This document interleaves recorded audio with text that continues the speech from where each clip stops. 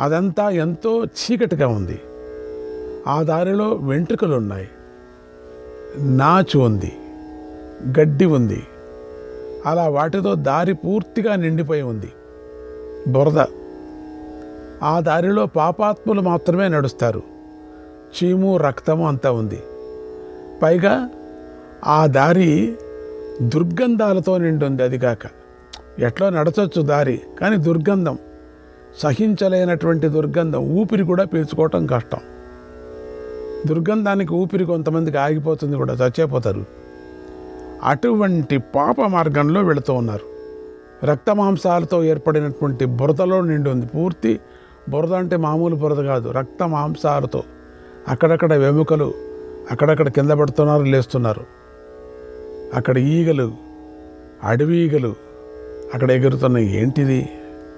దోమలు ఎగురుతున్నాయి, ఎలుగుబండ్లు కూడా అక్కడ తిరుగుతున్నాయి. ఇవన్నీ ధర్మరాజు చూస్తూ ముందుకు సాగుతున్నాడు. ఆశ్చర్యం అయిపోయింది ధర్మరాజుకి. అక్కడక్కడ అన్ని వైపులా శవాలు పడి ఉన్నాయి. అక్కడ చెల్లా చెదురుగా ఉన్నటువంటి ఎముకలు, వెంట్రుకలు పడి ఉన్నాయి. అక్కడ క్రిములు, కీటకాలు బాగా నిండున్నాయి. అగ్ని బాగా మండుతూ ఆ బాటను చుట్టుముట్టి ఉంది కూడా. అక్కడ ఇనుప ముక్కులు కల కాకులకి ఇనుప ముక్కలు ఉంటాయి, అట్లా గద్దలు గుండ్రంగా తిరుగుతూ ఎగురుతున్నాయి.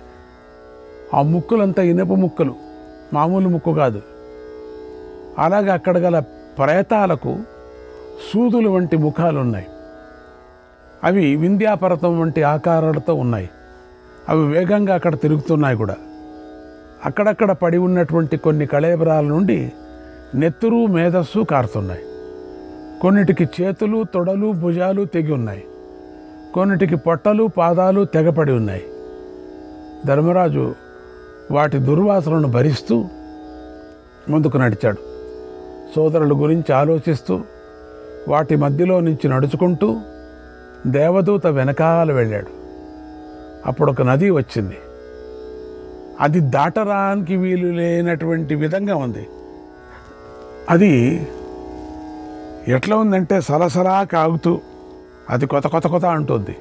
పొగలు క్రక్కుతున్నటువంటి వేడి నీళ్లు, అసలు కాలు పెట్టడానికి వీల్లేదు. వేడి నీటితో ప్రవహిస్తుంది కూడా. అది పెద్ద నది వెళుతోంది. ధర్మరాజు ఆ నదిని చూశాడు. తర్వాత కొంచెం ముందుకు నడిచి అసిపత్రవనాన్ని చూశాడు. అక్కడ చెట్లు, ఆకులు పదునైన చురకత్తల్లాగా ఉన్నాయి. అవన్నీ కూడా అన్ని కత్తుల్లాగా ఆకులు అట్లా ఉండటం ఏమిటి? కొన్ని చోట్ల వేడివేడి ఇసుక పరుపులు ఉన్నాయి కూడా. మరికొన్ని చోట్ల కాలిపోతూ సెగలు కక్కుతున్నటువంటి ఇనుప చెట్లు విడివిడిగా ఉన్నాయి. యమదూతలు అన్ని వైపులా ఇనుప బాణాళ్లతో పొగలు వచ్చేలాగా నూనెను కూడా కాస్తున్నారు. ధర్మరాజు వాటిని చూసి ఇంకా ముందుకు నడిచాడు. ఇదంతా పాపలోకం. అప్పుడు ఆయనకు తాకటానికి కూడా వీలు కాని పదునైన ముళ్లతో నిండిన బూరుగు చెట్లు కనిపించాయి. అది చాలా కష్టం, బూరుగు చెట్లు. అక్కడ యమదూతలు పాపపు పనులు చేసినటువంటి వారిని వాటిని కౌగిలించుకోమని కొడుతూ ఉన్నారు కూడా ఆ బూరుగు చెట్లని. అప్పుడు పాపాత్ములు పడుతున్న యాతనలను ధర్మరాజు చూశాడు. అంటే వాళ్ళు అనుభవించడానికి వేరే శరీరాన్ని తీసుకుంటారు కదా. ధర్మరాజుకు ఇంకా కొంచెం పాప యోచన ఉంది కాబట్టి ఆ పాపలకు ఉండేటువంటి శరీర ధర్మాలు ఏమున్నాయో అటువంటి శరీరాన్ని తీసుకున్నారు వాళ్ళంతా కూడా. అన్ని భావాలు ఉంటాయి అక్కడ వాళ్ళకి. అంటే బాధ అనేది ఉంటుంది. అందుకని ముందుగానే చూపించారు ఇక్కడ వ్యాస భగవానుడు మనకు. ఆ పాపలోకంలో అవన్నీ భావాలు ఉంటాయి. మనకేదో శరీరం అయిపోతే ఇంక అయిపోయింది అనుకొని కాదు, ఇంకొక శరీరాన్ని ఇస్తాడు అక్కడ. అంత యాతన పడాల్సిందే మనమని ఎందుకంటున్నంటే మనం అంత పాపం చేశాం లేదని కాదు, మనం తప్పించుకోలేము. ధర్మరాజు అక్కడ దారుణంగా వీస్తున్నటువంటి దుర్గంధాన్ని పీలుస్తూ ఏం చేయటం, ఇంక గాలి లేదు వేరే. దేవతలతో ఇలా అన్నాడు, ఓ దేవదూత, ఇలాంటి దారిలో నేను ఇంకా ఎంత దూరం నడవాలి? ఇంతవరకు తట్టుకున్నాడు, ఇప్పుడు తట్టుకోలేకపోయాడు. ఏంటయ్యా ఎంత దూరం నడచాలని నేను నా చేత కావటం లేదు. అనటానికి కూడా అసహ్యంగా ఏమవుతుందో అది కూడా భయమే పాపం. ఎక్కడయ్యా నా సోదరులు, ఎక్కడున్నారో చెప్పు. అది వేరే లోపల భయపడుతున్నాడు. ఇక్కడ ఉన్నారేమో నా సోదరులు అని భయపడుతున్నాడు. అయ్యో, ఇటువంటి నరకంలో పడ్డారా? నా సోదరులు ఎక్కడున్నారో చెప్పు. ఇక్కడ ఏ దేవతలు నివసిస్తున్నారు? ఇది ఎవరి ప్రదేశం అని అడిగాడు. ఏంటిది? ఏంటి దేవతలదా, పిశాచులదా? ఎక్కడికి వచ్చాం మనం? అప్పుడు దేవదూత చెప్తున్నాడు. ధర్మరాజు మాటను విని వెనక్కు తిరిగి ఇలా అన్నాడు, ఓ ధర్మరాజా, నీ నడక పూర్తి అయిపోయింది. నువ్వు మాట్లాడుతూనే అయిపోయింది. ఇక్కడికి నువ్వు ఎప్పుడు మాట్లాడావో అప్పటికి అయిపోయింది. దేవతలు నాతో ఇలా అన్నారు, ఓ దూత, ప్రయాణంలో ధర్మరాజు ఎప్పుడు అలసిపోతాడో ఆ చోటు నుండి వెనక్కు తీసుకొని రా అని నాకు చెప్పారు. నువ్వెక్కడ అలసిపోయి మాట్లాడతావో, నోరిప్పుతావో అక్కడి నుంచి వెనక్కి తిరుగు అంతే అన్నారు. నాకు ఆజ్ఞ అదే అయింది. నా దేవతలు, నా ఇంద్రాది దేవతలు అదే ఆజ్ఞ, వెనక్కి తిరుగుదామన్నాడు. కనుక నువ్వు అలసిపోతే మనకి ఇక్కడి నుంచి వెళదామన్నాడు. అలసిపోయావు కాదు, వెళదాం. అలసిపోవటమే పాపకర్మను అనుభవించినట్లు లెక్క. ధర్మరాజు ఆ దుర్గంధంతో, ఆ జన్మలో కూడా చూడలేదు ఈ దుర్గంధం, బాగా కలవరపడిపోయి ఉన్నాడు, కలత చెంది ఉన్నాడు. ఆయనకు మూర్ఛ వచ్చేలాగా ఉంది. దాంతో ఆయన వెనక్కు తిరిగి వెళ్ళాలని మనస్సులో నిశ్చయించుకొని వెనక్కు తిరిగాడు. ధర్మాత్ముడైన ధర్మరాజు దుఃఖ శోకాలతో దెబ్బతిని ఉన్నాడు. ఆ నరకం నుంచి వెనక్కి తిరిగాడు. మరుక్షణంలోనే ధర్మరాజుకు అన్ని వైపుల నుండి ఎన్నో రకాలుగా దీనంగా అరుపులు వినిపించాయి. ఎప్పుడు వెనక్కి తిరిగాడు, ఉన్నట్టుండి అన్ని చోట్ల నుంచి అరుపులు వినిపిస్తున్నాయి. అప్పుడు ఓ ధర్మరాజా, ఓ రాజర్షి, ఓ పవిత్ర వంశంలో పుట్టినవాడా, ఓ పాండునందన, మాపై అనుగ్రహం చూపించు నాయనా. నువ్వు ఒక్క ముహూర్త కాలం ఇక్కడే ఉండు. నువ్వు రావటంతోనే ఇక్కడ పవిత్రమైన గాలి వీచింది. ఇటువంటి గాలి మేము చూడలేదు, ఇటువంటి గాలి మేము పీల్చలేదు ప్రభు. కొంచెం సేపు ఉండు. అది నీ శరీరంలోని సుగంధాన్ని స్వీకరించి ఇక్కడ చక్కగా వీస్తోంది. దానివల్ల మాకెంతో సుఖం కలుగుతోంది. కనుక ఓ ధర్మరాజా, మేము సుఖాలు అనుభవించి చాలా కాలమైపోయింది. మా అదృష్టం కొద్దీ నువ్వు ఇక్కడికి వచ్చావు. ఎన్ని యుగాలు అయిపోయిందో, చచ్చిపోతున్నాం ఇక్కడ మేము. ఎన్నో ఇంకా ఈ పాపం అనుభవిస్తూనే ఉన్నాం మేము. మాకు ఇంకా తరగలేదు. ఆసేపు ఉండు నాయనా, నిన్ను చూడటంతోనే మేము సుఖాన్ని పొందుతున్నాము. కనుక ఒక్క ముహూర్త కాలం నిలబడయ్యా. నువ్వు ఇక్కడ ఉంటే ఈ యాతనలేమి మమ్మల్ని పీడించవు. చూడు, దీన్ని ఈ బుగురు చెట్టు నేను కౌగిలించుకున్నా కూడా నాకు ఏదో దిండులాగా, ఒక పత్తిలాగా కౌగిలించుకున్నట్టు. నాయనా ఇక్కడ కాసేపు ఉండు, నువ్వు ముందు వెళ్ళిపోతే మళ్ళీ నాకు బురుగు చెట్టు అయిపోతుంది ఇది అని ఒకడు అంటున్నాడు. ఒకడు ఇష్టం వచ్చినట్టు, ఇగో నూనెలే నేను కాలిపోతున్నాను, నన్ను వేయిస్తున్నారు, కాసేపు ఉండి, నాకు హాయిగా చల్లగా హిమాలయంలో ఉన్నట్టుగా ఉన్నాను, కాసేపు ఉండయ్యా, నువ్వు కొంచెం ముందు అయిపోతే మళ్ళీ అదే వచ్చేస్తుంది. నాకు యాతనలే మమ్మల్ని లేదు కూడా పీడించడం లేదు, ఏది అనిపించడం లేదు. మాకు ఇప్పుడు బాధ అనిపించడం లేదు. సువాసన వస్తున్నది. ఏది చీము రక్తం కూడా కనపడటం లేదు. మాకు వెంట్రుకలు కూడా కనపడటం లేదు. మేమంతా కూడా వెముకలు అన్నీ చూస్తూ దాని మీద దొరలమంటారు. ఇప్పుడు దొర్లుతున్నాము. దొర్లుతుంటే మాకు దూది పరుపులాగా ఉంది. అందుకని నువ్వు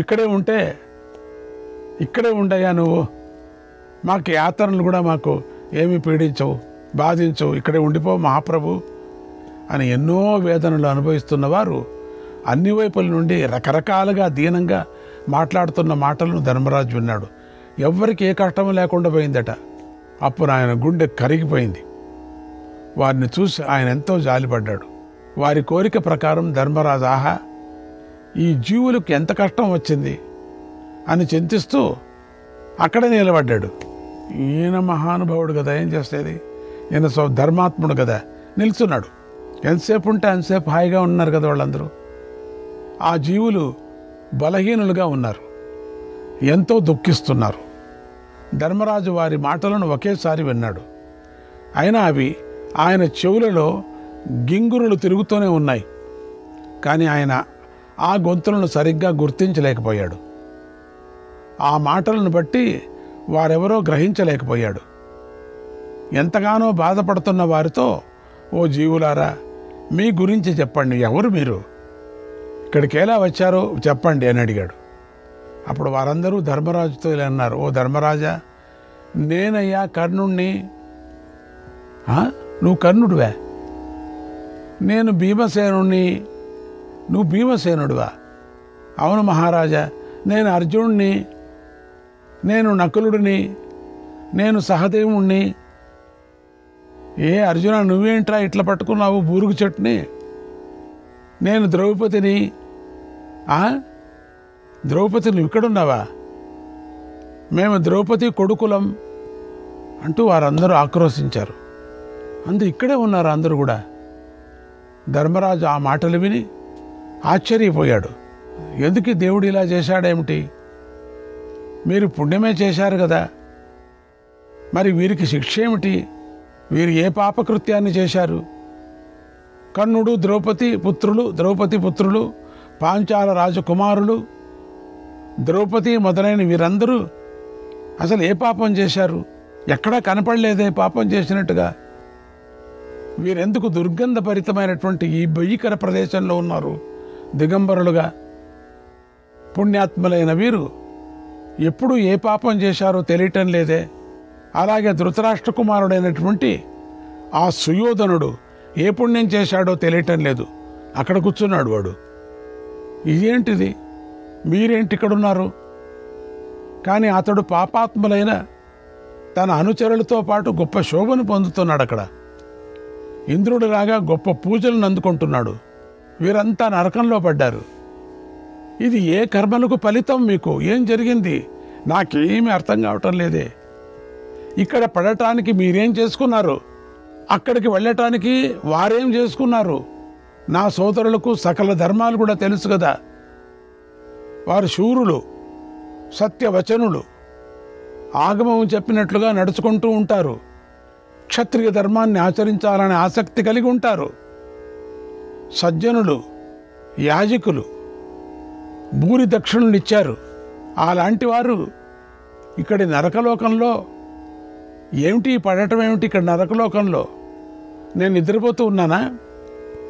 లేక నాకేదైనా మత్తు వచ్చిందా? లేదు నేనేమైనా మేల్కొని ఉన్నానా? నాలో చైతన్యం ఉందా లేదా? ఇది నాకు చిత్త వికారమా, నాలోని చిత్త విభ్రమమా అని ధర్మరాజు ఎంతగానో దుఃఖించాడు. ఆయన మనస్సు చింతలో పీడించబడింది. ఏంటిది, స్వర్గలోకానికి వచ్చి ఈ పాపలోకానికి రావటం ఏమిటి మళ్ళీ నేను? ఆయన అక్కడ అన్ని భావాలు వచ్చేసాయి. ఆయన ఇంద్రియాలు కలసి చెందాయి. అనేక విధాలుగా ఆలోచించాడు. అలా ఆలోచిస్తూ ధర్మరాజు తీవ్రంగా కోపించాడు. కోపం వచ్చేసింది. అక్కడ కోపం రావాలంటే ధర్మదేవతే కదా. కోపంతో దేవతలను, ధర్మాన్ని కూడా నిందించాడు. తనకు తానే నిందించుకున్నాడు. మరో ప్రక్క నరకలోకంలోని తీవ్రమైన దుర్గంధాన్ని భరించలేకపోయాడు. ఎంతగానో బాధపడుతూ దేవతలతో ఇలా అన్నాడు. అక్కడున్నారు, దేవదూత ఉన్నాడు కదా, ఆ దేవదూతలకు పిలిచాడు. దేవదూత, నువ్వెవరికి దూతవో వారి దగ్గరికి వెళ్ళిపో. నీ ప్రభువులకు నేను ఎక్కడికి రావటం లేదని చెప్పు, నేను ఇక్కడే ఉంటానని చెప్పు. నేను ఇక్కడ ఉండటం వల్లే నా సోదరులు, నా వారు సుఖంగా ఉన్నారు. చూడు, నేను ఎంతసేపు ఉంటాను అంతసేపు సుఖంగా ఉన్నారు వీళ్ళు. అందుకని నువ్వు వెళ్ళిపో, నాకు ఇదే చాలు. ఆ స్వర్గము వద్దు, ఆ పాడు వద్దు, నేను ఇక్కడ హాయిగా ఉంటాను. నేను వీరు ఆనందంగా ఉంటే చాలు, కనుక నేను రాను, నువ్వు వెళ్ళు అన్నాడు. ఆ మాటలు విని దేవదూత ఇంద్రుడి వద్దకు వెళ్ళాడు. సరి ప్రభు వెళతానని ఆయనకు ధర్మరాజు మాటలు చెప్పాడన్నాడు వైశంపాయన మహర్షి. శ్రీకృష్ణాయ పరమాత్మనే నమః. ఇదేంటి ఇట్లయిపోయింది, ధర్మరాజు ఇట్లా మాట్లాడుతున్నాడు? 3వ అధ్యాయం. వైశంపాయన మహర్షి ముందుకు చెప్తున్నాడు, జనమేజయుడికి ఇలా చెప్తున్నాడు. ఓ మహారాజా, ధర్మరాజు నరకలోకంలో ఒక్క ముహూర్త కాలం నిలబడ్డాడు. అంతలోనే ఇంద్రుడు అక్కడికి దేవతలతో కలిసి వచ్చేశాడు. నరకలోకానికి వచ్చాడు ఇంద్రుడు. ధర్ముడు ధర్మదేవత. ధర్ముడు కూడా రూపాన్ని ధరించి ధర్మరాజును చూడాలనే కోరికతో అక్కడికి వచ్చాడు. ధర్ముడు కూడా వచ్చాడు. దేవతలు పుట్టుకతోనూ కర్మలతోనూ పవిత్రులు వాళ్ళు. అందుచేత వారు దేదీప్యమానంగా వెలిగిపోయే శరీరాలతో అక్కడికి రాగానే అక్కడ ఉన్న చీకటంతా తొలగిపోయింది. దాంతోపాటే అక్కడ పాపాత్మలు అనుభవిస్తున్న యాతనలు మాయమైపోయాయి. వైతరణి నది మాయమైపోయింది. కూటశాల్మలి వృక్షం, లోహకుంభాలు, కాలుతున్న లోహశిలలు ఇవన్నీ కూడా మాయమైపోయాయి. అన్నీ కూడా అదృశ్యమైపోయాయి. ఓ మహారాజా, అంతకుముందు అన్ని వైపులా ధర్మరాజును కనిపించిన వికృత శరీరాలు ఇప్పుడు అక్కడ లేవు. అన్నీ మాయమైపోయాయి. అక్కడ పుణ్యగంధాలను ప్రసరింపజేస్తూ పవిత్రమైన గాలి వీచింది. అది దేవతలకు దగ్గరగా చల్లగా వీచసాగింది కూడా. ఆ గాలి తాకిడి సుఖాన్ని కలిగిస్తుంది కూడా. ఇంద్రుడు, దేవతలు, వసువులు, అశ్వినులు, సాధ్యులు, రుద్రులు, ఆదిత్యులు, ఇతర స్వర్గవాసులందరూ, సిద్ధులు, పరమఋషులు అందరూ కూడా ధర్మరాజు ఉన్న చోటుకు వచ్చారు. తర్వాత ఇంద్రుడు ధర్మరాజును ఓదారుస్తూ ఇలా అన్నాడు, ఓ మహాబాహు, నువ్వు అక్షయ లోకాలను పొందావు. జరిగిందేదో జరిగిపోయింది. దాన్ని విడిచిపెట్టి మాతో రా. నువ్వు సిద్ధిని పొందావు, అక్షయ లోకాలను పొందావు కనుక కోపగించకు. ఇది ఏది కాదు, అక్షయ లోకాలకు వెళదాం. నా మాట విను నాయన. రాజులందరూ కూడా తప్పకుండా నరకాన్ని చూడాల్సిందే. ప్రతి రాజు చూడాల్సిందే. అందుకే నువ్వు కూడా నరకాన్ని చూసావు. ఓ ధర్మరాజా, శుభాలు అశుభాలు కూడా విడివిడిగా రాసుల్లాగా ఉంటాయి. ముందు పుణ్యఫలాన్ని అనుభవిస్తే ఆ తర్వాత నరకానికి వెళ్ళాలి. అలా కాకుండా ముందు నరకాన్ని అనుభవిస్తే ఆ తర్వాత స్వర్గానికి వెళతారు. పాపాలు ఎక్కువ చేసిన వాడు ముందుగా స్వర్గాన్ని అనుభవిస్తాడు. పాపాలు ఎక్కువ చేసి ఉంటాడు అనుకోండి, వాళ్ళు స్వర్గాన్ని మొదట వాళ్ళు అనుభవిస్తారు. చిన్నగా ఉంటే మాత్రం పుణ్యము, అప్పుడు స్వర్గసుఖం వాళ్ళు కొంచెమే అనుభవిస్తారు. ఎక్కువ పాపం ఉంటే తర్వాత పాపానికి వెళ్తారు. ఇది తారుమారుగా ఉంది. కనుకే నేను నీ శ్రేయస్సును కోరుకుంటూ ముందుగా నిన్ను ఇక్కడికి పంపించాను. నువ్వు అశ్వత్థామ విషయంలో ఏదో నెపాన్ని ఆధారంగా చేసుకొని ద్రోణుడిని నమ్మించావు.